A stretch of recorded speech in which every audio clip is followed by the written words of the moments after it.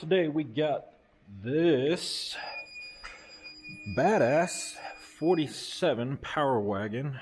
It's got a Hellcat swap with 8 HP, accelerated outer junction. Did the interior. They still have a few pieces to put in here. It's just here now for some tuning. But check this out.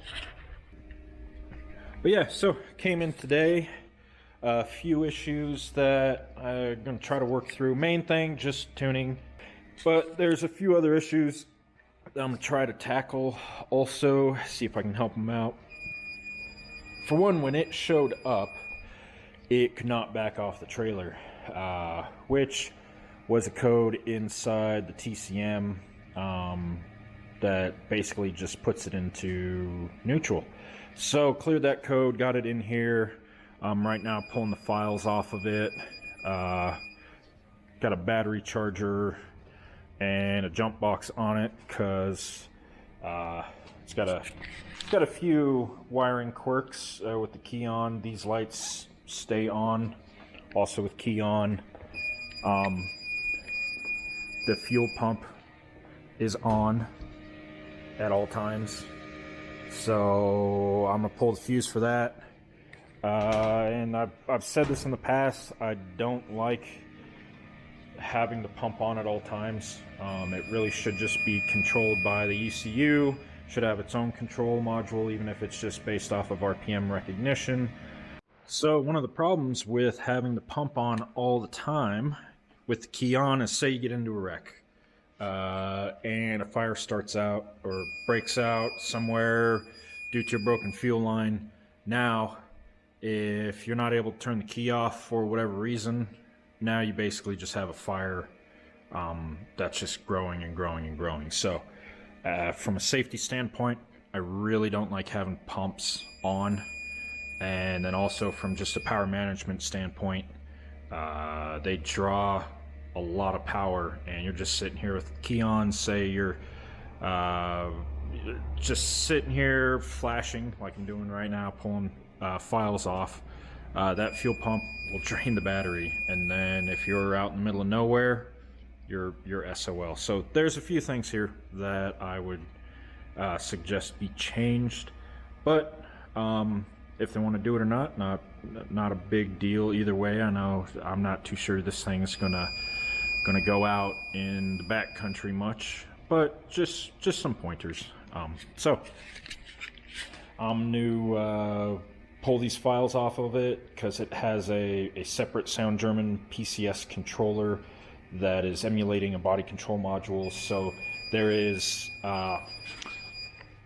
one OBD2 port for the transmission, there's one for the engine, and then there's a PCS controller port as well. So 3 ports, and while running it, the data log at least have to have 2 computers.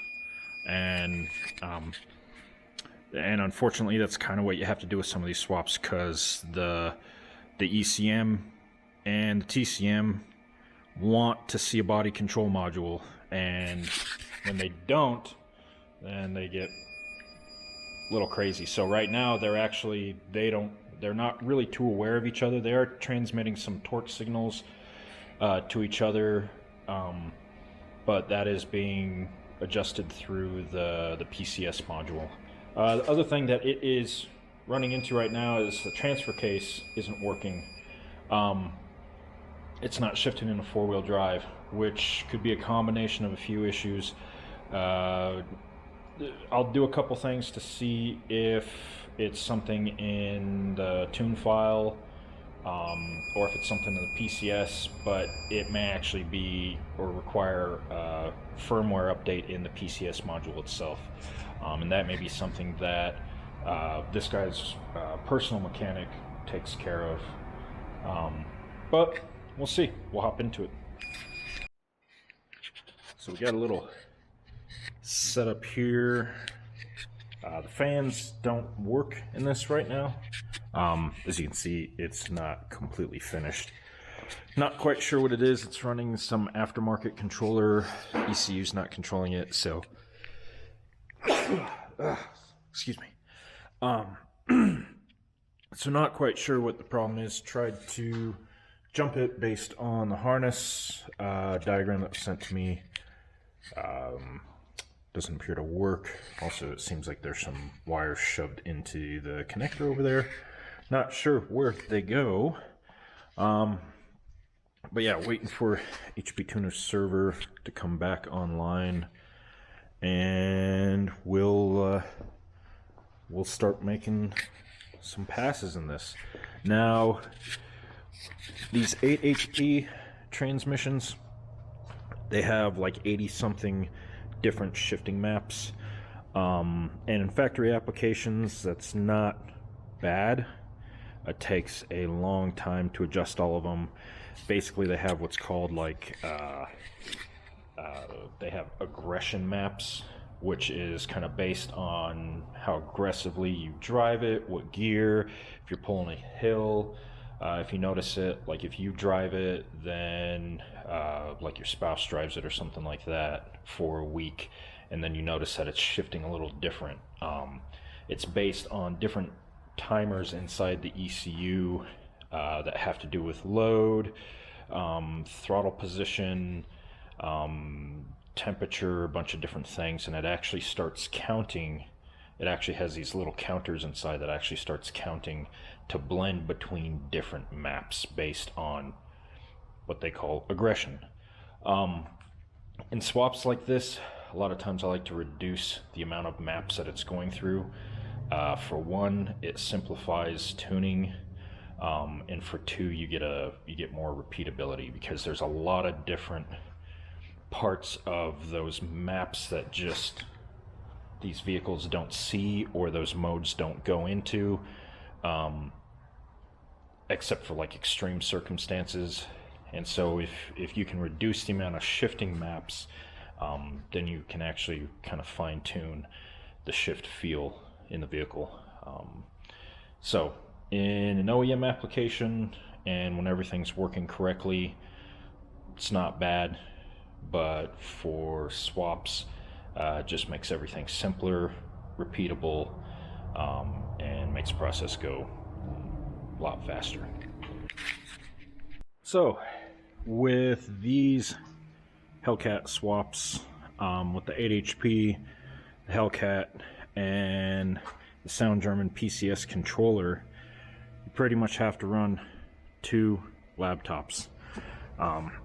Here, let me show you. Alright, so actually we're flashing a couple things right now. So we got the ECU. We got the ECU, which is plugged in right here, and that's plugged into this laptop, and then through my HP Tuner MVI2, and then we have the PCS control right here plugged into this laptop as well. Let's see, flash that. Alright, and then so we can actually log the transmission, we have, which they've put the OBD2 plug out here, we have our MVI3 tied in with an extension over to this laptop. And I still have to pull up the channels and everything, just plugged it in. But just to give you a perspective about what all is needed when you're tuning these. People just think plug it in, there you go, and then they wonder why it costs so much to get these dialed in, and it's because you're running a few different programs with it. So let's get her rolling and get some simultaneous data logs and see what she says.